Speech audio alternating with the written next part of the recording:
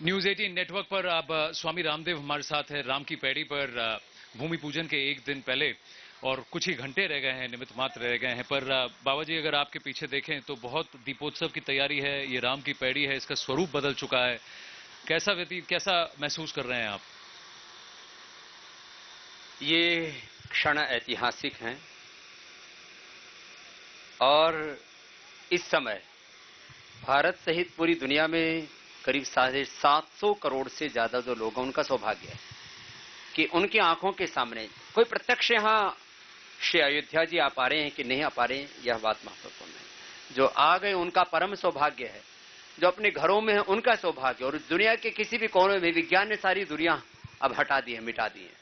तो ये हमारा सौभाग्य है कि हमारी आंखों के सामने भव्य दिव्य श्री राम मंदिर का शिलान्यास हो रहा है और इसका बहुत जल्दी ही 3 साल के अंदर अंदर उद्घाटन भी होगा और ये क्रम जारी रहेगा।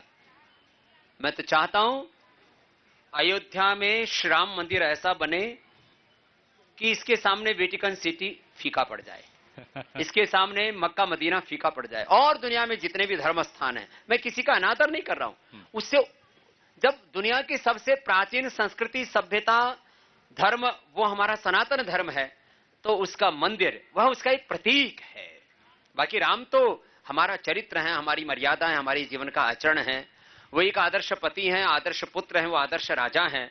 वो मानव में महामानव है, नरों में वो नारायण हैं, पुरुषों में वो पुरुषोत्तम, मर्यादा पुरुषोत्तम श्री राम है। इसलिए यहां अयोध्या में राम मंदिर के साथ साथ निर्माण का, सृजन का जो सिलसिला है वो थमेगा नहीं। वर्ल्ड का सबसे बड़ा टूरिस्ट डेस्टिनेशन अयोध्या होगी। वर्ल्ड की सबसे बड़ी health, education, agriculture, industry, spirituality, योग, अध्यात्म, इस सब का डेस्टिनेशन सबसे बड़ा दुनिया का वो अयोध्या बने। तो ये सृजन, ये निर्माण, ये विकास की श्रृंखला, ये अयोध्या का एक जो इतिहास दोबारा से यहां करवट ले रहा है, ये सिलसिला ये 2-3 साल में थमने वाला नहीं है। और पूरे राष्ट्र से मैं आह्वान करता हूं कि राम मंदिर तक ये बात, ये सिलसिला थमना नहीं चाहिए।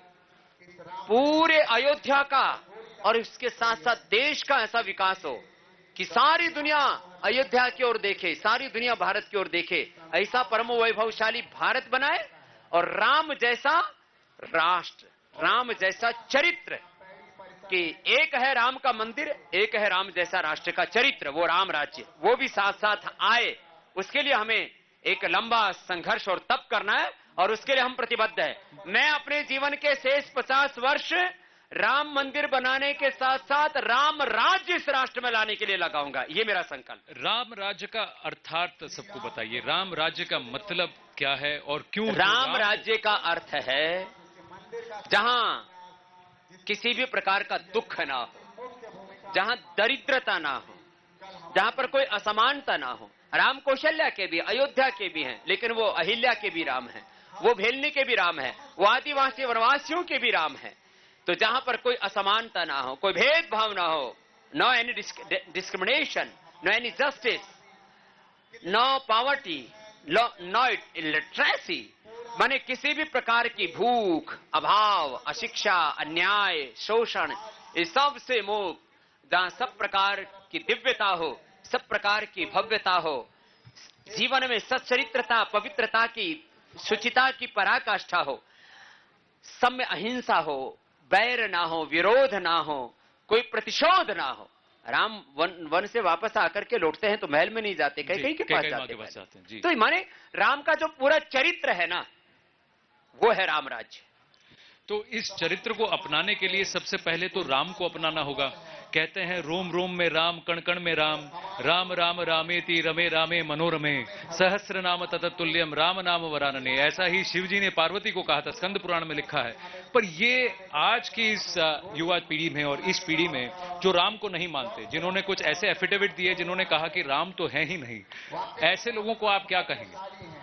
देखो, न्यूज 18 नेटवर्क पूरे देश में देखा जाता है।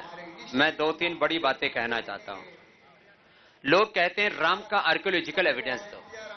चलो अब तो मंदिर बन रहा है तो ये 50,000, 1,00,000, 2,00,000 सालों तक आर्कियोलॉजिकल एविडेंस भी रहेगा। जी लेकिन पहले हम राम को जीते थे, वो हमारा चरित्र थे। हमने मात्र पाषाण प्रतिमाएं की पूजा नहीं की है। हमने कहा है हम चित्र नहीं, हम चरित्र के उपासक हैं। हम व्यक्ति नहीं, व्यक्तित्व के उपासक हैं। तो राम को हमने चरित्र में जिया, राम के तप को, त्याग को, उनकी मर्यादा को, उसको हमने अपने जीवन में जिया। दूसरी बात जो कहते हैं राम का एविडेंस दो, भाई पूरी दुनिया में कोई कहते हैं कि रामायण और महाभारत ये तो एक उपन्यास है, जी एक काव्य है, महाकाव्य है, काव्य पुरुष हैं और काल्पनिक पुरुष हैं। काल्पनिक पुरुष है जी। काव्य पुरुष और काल्पनिक पुरुष ऐसा बोल देते हैं।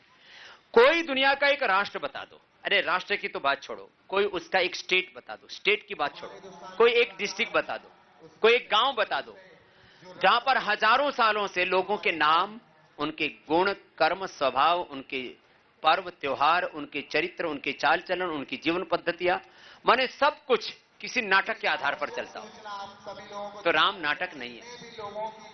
राम कोई जो है रामायण कोई उपन्यास नहीं है। दरअसल ये ईर्ष्यावश कहा गया है। सारी दुनिया की संस्कृति 2-2,500 सालों में सिमट जाती है। 1000, 1500, 2000 सालों में पूरी दुनिया की संस्कृतियां सिमट जाती है। राम का जो कालखंड है वो अलग अलग काल गणना के अनुसार लगभग 9 लाख वर्षों पूर्व तक जाता है जी। और एक उपन्यास के आधार पर सारे देश की नदियां हो जाएं, नगर हो जाएं, सारे देश का चरित्र हो जाए, उन्हीं के नाम पर नाम रखे जाएं, ऐसे कैसे हो सकता है? तो जो राम का होने का प्रमाण मांगते हैं, मुझे लगता है उनके नाम मिटने वाले हैं। वो उनके नाम निशा मिटने वाले कहते हैं कि राम उनका वजूद मिटने वाला है। राजनीतिक दृष्टि से, सामाजिक दृष्टि से, वैचारिक दृष्टि से, सैद्धांतिक दृष्टि से उन लोगों का अब वजूद खत्म हो जाएगा। पर इसीलिए शायद उन्हें अब भूमि पूजन से कोई आपत्ति नहीं है। दरअसल देखो, ये असहमतियां रख सकते हैं और सबको ये संवैधानिक अधिकार है, लेकिन अब कोई इस बात के लिए असहमति रखे कि मैं अपने बाप को बाप नहीं मानता, अपनी माँ को माँ नहीं मानता, अपनी मातृभूमि को अपनी मातृभूमि नहीं मानता, मैं गाय को गाय नहीं मानता, मैं गधे को गधा नहीं मानता, उसको तो मैं घोड़ा मानूंगा। तेरे मानने न मानने से क्या है? ये बात गलत है। असहमतियों की भी एक सीमा होती है। तो मुझे लगता है अपने कोई राम को कोई अवतारी पुरुष माने न माने, वो उसकी अपनी मान्यताएं हो सकती है जी। उसको स्वतंत्रता दी है संविधान ने, लेकिन राम हमारे पुरुष तो हमारे डीएनए में है। और ये बात एक व्यक्ति की नहीं है, एक संस्कृति की है। तो राम हमारे पूर्वज हैं, राम हमारे आराध्य भी हैं, राम से ये राष्ट्र है जी। तो राम के ऊपर असहमति कोई न रखे, कम से कम इतना तो मैं आह्वान करूंगा। और यदि असहमति रखता है तो वो असहमति हम पर ना थोपे। किसी की मर्जी है, कोई सुसाइड करके भी मरे। आप रामकृष्ण से रामदेव हो गए, लेकिन राम आपसे नहीं छूटे। राम मुझसे नहीं, राम से कोई अछूता नहीं और कोई छूटेगा नहीं। राम सबके हैं। पूरी दुनिया में बात किसकी होती है? पूरी दुनिया में बात होती है मोरल वैल्यूज की जी, ह्यूमन वैल्यूज की, स्पिरिचुअल वैल्यूज की।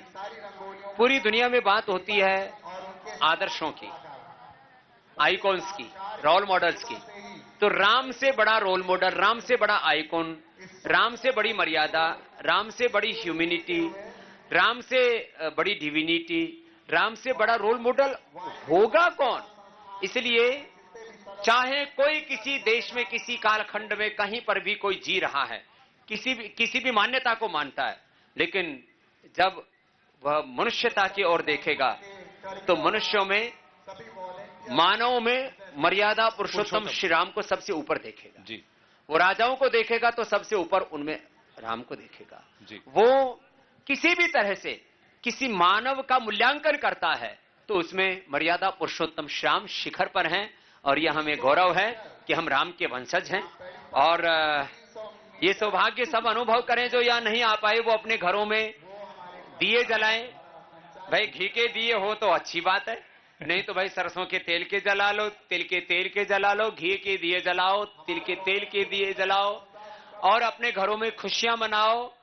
और जिनके पास में दिया जलाने के लिए तेल भी नहीं है, जी। तो कम से कम अपने अंतर मन में श्रद्धा के दीप जलाओ और इस सौभाग्य को श्रद्धा से अनुभव करो। आने वाले पीढ़ियों को हम जब ये कहेंगे, क्योंकि अभी जो मेरी उम्र के हैं वो भी कम से कम 40-50 साल जीने वाले हैं, और जो बच्चे हैं वो कम से कम अभी 5-7 दशक अपने जो है जीवन की पूरी करने वाले हैं, तो वो आने वाली पीढ़ियों को कह सकेंगे हम उस कालखंड में पैदा हुए जब अयोध्या में श्री राम मंदिर बन रहा था। स्वामी जी 2-3 सवाल उठाए गए हैं। एक मुहूर्त और चयन, तिथि के चयन को लेकर, और दूसरा ये कि इस कोरोना काल में इस पूजा की जरूरत थी क्या, क्योंकि कितने सारे श्रद्धालु हैं जो खुद काल के कारण हैं जी, उनके लिए क्या मुहूर्त, क्या अशुभ अशुभ मुहूर्त, जिन्होंने सारा काल बनाया है और वो काल के भी काल हैं, तो ये सब। और मैं अपनी व्यक्तिगत आशा बताता हूं जी, मैंने जीवन में जन्म से लेकर के आज तक कोई कार्य मुहूर्त देख करके नहीं किया। अरे सूरज भगवान ने बनाया, धरती भगवान ने बनाई, चांद भगवान ने बनाया, इनकी गति से समय बनता है, दिन रात बनते हैं। जब सूरज, चांद, धरती, गगन, आसमान सब भगवान ने बनाया है, तो इनसे बनने वाला समय कैसे अशुभ हो सकता है? बिल्कुल। तो भगवान निर्दोष हैं, तो सभी काल भी निर्दोष हैं। मेरा आखिरी सवाल आपसे ये है कि राम राज्य की कल्पना है, राम मंदिर तो बन गया, राम राज्य अगला है।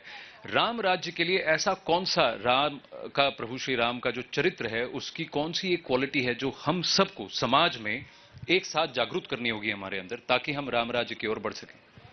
राम और सीता जैसा, लक्ष्मण जैसा, भरत जैसा चरित्र हमें जीना होगा। तो राम, मैंने इसलिए बोला, राष्ट्र के चरित्र है, वो हमारी अस्मिता है, वो हमारा धर्म है, वो हमारी संस्कृति है, वो हमारी जीवन की मर्यादा है। तो राम की मर्यादा, इसलिए मर्यादा पुरुषोत्तम जी, तो राम की मर्यादा, राम का चरित्र, वैसा ही पवित्र चरित्र अपना बनाए। यही राम राज्य का आधार है, यही राम का अनुशासन है, यही राम का शासन है। जाते जाते मैं आपसे आग्रह करूंगा, कुछ पंक्तियां राम के लिए, प्रभु श्री राम के लिए, रामलला के लिए आप सुना दें। दोहा, कोई प्रेयर, जो भी आप बस मैं तो एक ही बात कहूंगा, सिया राम मैं सब जग जाने, करो नाम जोड़ी जुग पाने।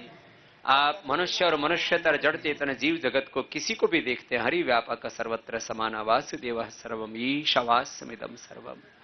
सब में उस प्रभु का वास मान करके किसी का कभी अनादर मत कीजिए। किसी भी प्राणी को दुख, दर्द, कष्ट, तकलीफ मत दीजिए। अपने माता पिता का दिल कभी मत दुखाइए। अरे अपने मित्र की तो बात छोड़िए, जिन्होंने आपके साथ धोखा किया, विश्वासघात किया, छल किया, उनके साथ के दिल को भी कभी मत दुखाइए। बस यही राम का आदर्श है, यही राम का चरित्र है। और ऐसे ही हम सब भगवान राम के चरित्र को जिएं। इसके बिना जो जीता है उसके जीवन में दरिद्रता है, वैभव कितना ही हो। दाता एक राम, भिखारी सारी दुनिया, दाता एक राम, भिखारी सारी दुनिया, राम एक देवता, पुजारी सारी दुनिया, दाता एक राम। बोलिए मर्यादा पुरुषोत्तम सियावर रामचंद्र की जय। जय श्री राम। जय श्री राम। बहुत बहुत धन्यवाद, बहुत बहुत धन्यवाद बाबा रामदीप।